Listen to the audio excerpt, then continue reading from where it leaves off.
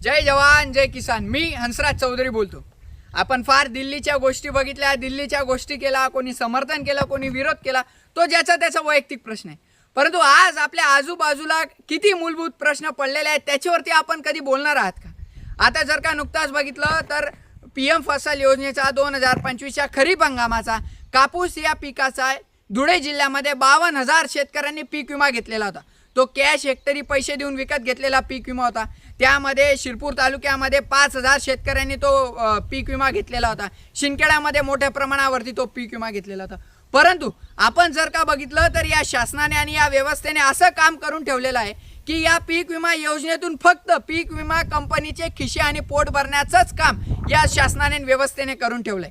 आताच ट्रिगरची पद्धत बदललेली, आधी 4 ट्रिगरचा जो काही विषय होता तो आपल्या सर्व श्रुत आहे। ही पद्धत बदलून नवीन पद्धत आणली, परंतु त्या पीक विमावरती कोणी बोलत नाही।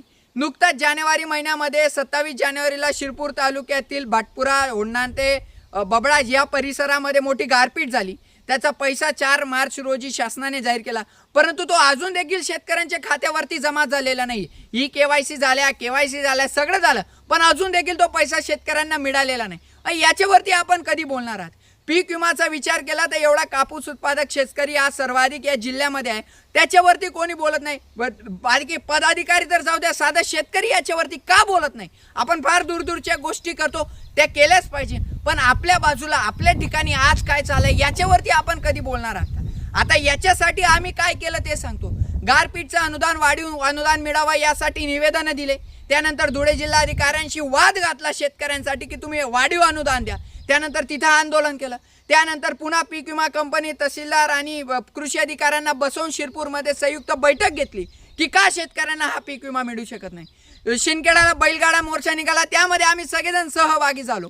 त्यानंतर धुळे जिल्हा अधिकाऱ्यालयावरती पुन्हा जिल्ह्यातील अनेक शेतकऱ्यांना घेऊन आसूड ओढत आम्ही आंदोलन केले, परंतु अजून देखील त्याबाबत शेतकऱ्यांच्या या पीक विमाबाबत शासन निर्णय घ्यायला तयार नाही। याच्यावर कोणी बोलायला तयार नाही। साधा शेतकरी ज्याच्या हक्काचा, ज्याचा प्रथेचा हा पीक विमा आहे तो बोलत नाही। आणि आज जर का तुम्हाला हा पीक विमा मिळाला नाही, आज जर का ही पीक विमा न मिळण्याची प्रथा पडली तर ही कायमची प्रथा पडेल। आम्ही भूमिपुत्र म्हणून, शेतकरी पुत्र म्हणून आम्ही तर बोंबलत राहूच। आमच्याकडे काही शेती आहे का 5-50 एकराचा सातबारा असं मुळीच नाही, परंतु तरी तुमच्या व्यथा आणि भावना या शेतकऱ्याच्या करतात म्हणून आम्ही तर लढत राहू। पण तुम्हाला आता बोलावं लागेल। या शिरपूर तालुक्यामध्ये गारपीट झाली, पीक विमा मिळालेला नाही, त्याच्यावर कोण बोलत नाही।